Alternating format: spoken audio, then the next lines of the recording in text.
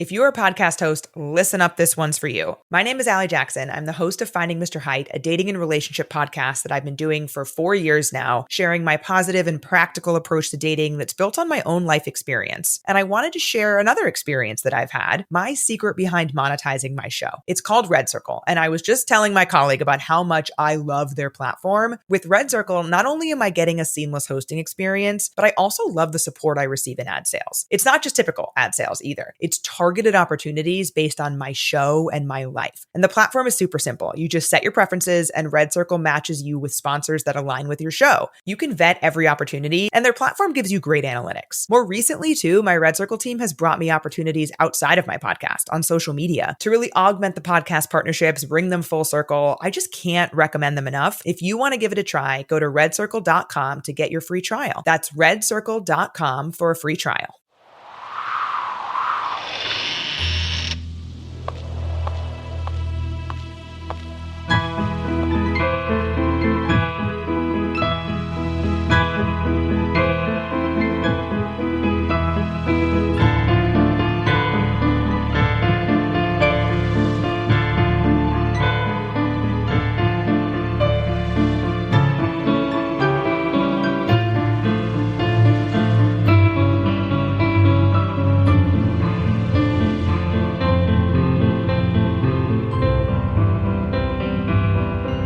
Things with Wings Productions, with the support of Whimsical Productions and Collected Sounds presents Episode 21 of the Skylark Bell. I'm your host, Melissa Oliveri. In our last episode, Magpie heard the story of Meadow Lane straight from Farfalla herself, and learned of the devastation caused by the terrible winter of 1925, and how Marius's disappearance led to the silence that fell upon the farm. In today's episode, we continue our adventure with Chapter 21, Now Fly, Sweet Bird, where Magpie learns only she can stop the silence from spreading to the entire town.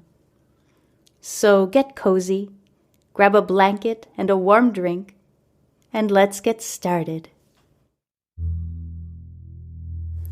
Devastated by the tragic loss of her fiancé, her home, and all the beautiful sights and sounds she had grown up with, Farfalla's family moved out of town, hoping for a fresh start. Farfalla stayed behind, unable to completely leave everything she had ever known. She worked as a gardener for various families and businesses. But eventually, the silence at Meadow Lane was discovered, and out of fear, the residents of Pocket shunned Farfalla, shutting her out completely, hardly even speaking to her. One day, several years later, she ran into James Carnifex, who was in town on business. He explained that he and his mother had moved to England several years prior, but that he never felt at home there, and always wanted to return to Pocket. He and Farfalla agreed to meet the next day for tea, then again the day after that. After a brief courting period, he and Farfalla married, soon after which they had a child, Elizabeth. Farfalla thought she had found happiness again in their small house around the corner from the bakery. She sold blackberry jam at the market and knitted scarves, gloves, and shawls to sell at the general store. Farfalla fell into a humble life with a comfortable routine and managed to put her tragic past behind her. But tragedy has a way of catching up. When Elizabeth was 2 years old, James and Farfalla got word that one of James's relatives had passed away, leaving James his property on a remote Scottish island. They brought Elizabeth to stay with Farfalla's sister, Paloma, who would watch Elizabeth at her apartment in the city while Farfalla and James sailed to Scotland to settle their affairs. Elizabeth lived happily with Paloma, who was only too happy to play the doting aunt. One day, several weeks later, Paloma received an unexpected letter in the mail. 18th of October, 1932. Dear Miss Shearwater, My son James and I had not spoken for several years, and I was unaware of his marriage to your sister until recent tragic events. My family and I left Pocket years ago, and I made a promise to myself that I would keep James away from the tragedy that hangs over that town. My persistence led to our falling out, and he distanced himself from me completely. And now I see even an ocean cannot spare me from the tragedy that hangs over Pocket. I regret to inform you that James and your sister are presumed to have passed away, their boat never having made the crossing to the remote Scottish island they were traveling to. Though no bodies have been recovered, wreckage of the boat was found on the shore. My heart is shattered. This is a great loss for all involved. All I ever wanted to do was protect him, and it drove him away to the very place I was protecting him from. I apologize for the delay in getting this information to you. As I said, I was unaware of my son's marriage, and took quite some time to find your contact information. Please accept my most sincere condolences. Yours in grief, Charlotte Carnifex. James and Farfalla were gone, and had not left instructions or funds behind for their daughter's care. Needing to find the means to provide for her young niece, Palomo got a job in the city and proceeded to raise Elizabeth as her own.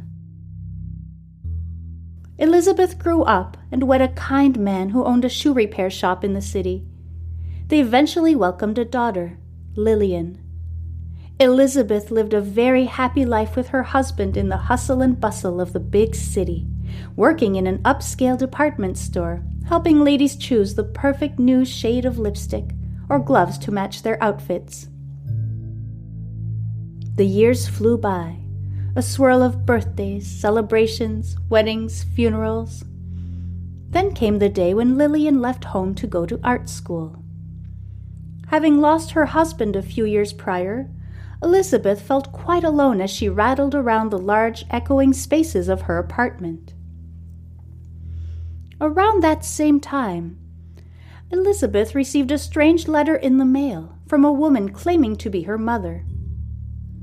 Paloma, the woman who had raised her from early childhood, had passed away several years prior, but had mentioned to Elizabeth once that her parents, James and Farfalla, had perished while attempting to reach a remote Scottish island by boat.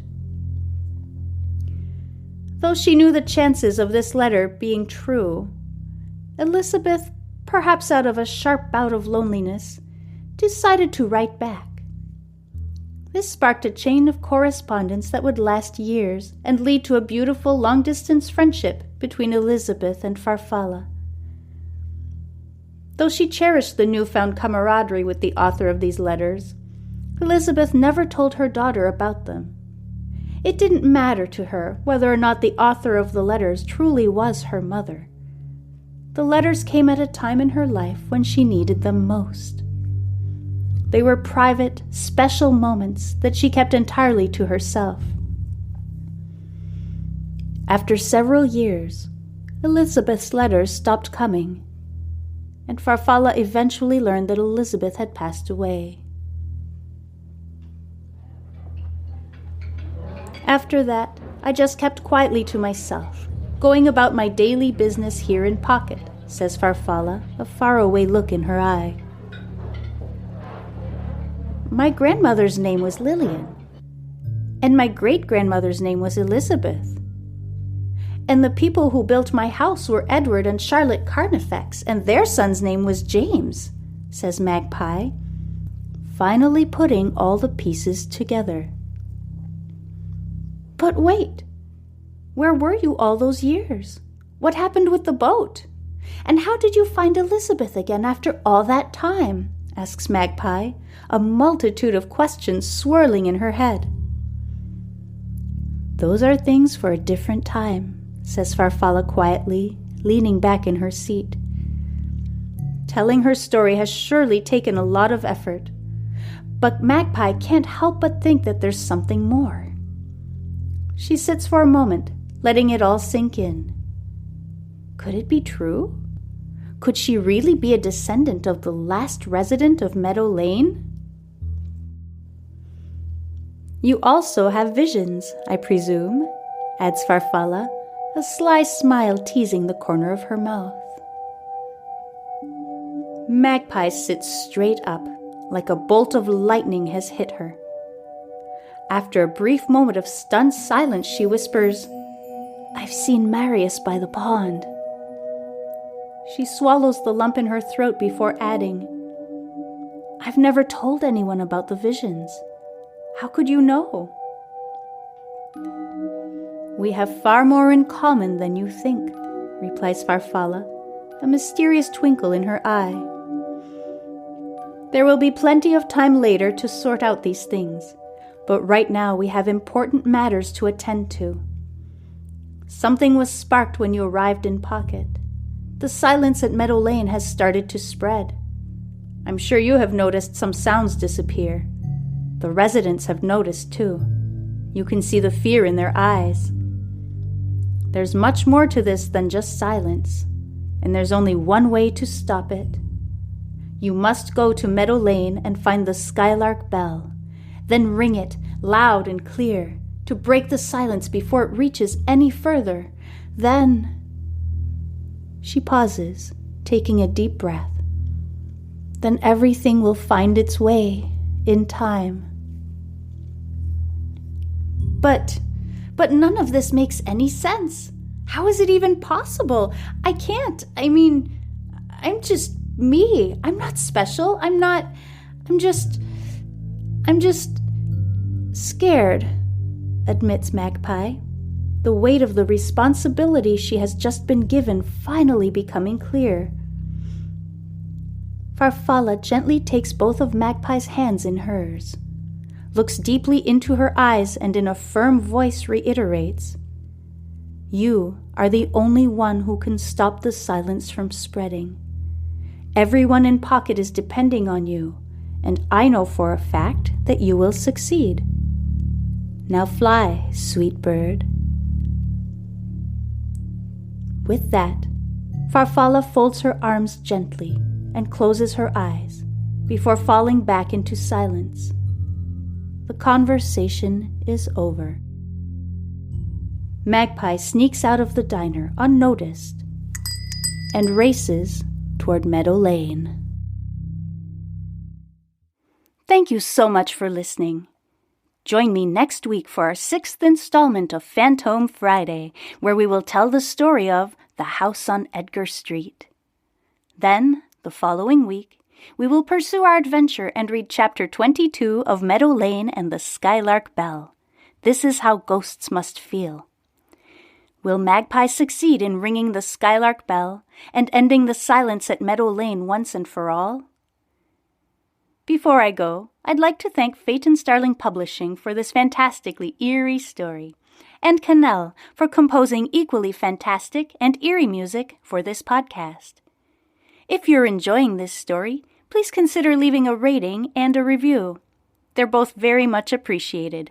Thank you.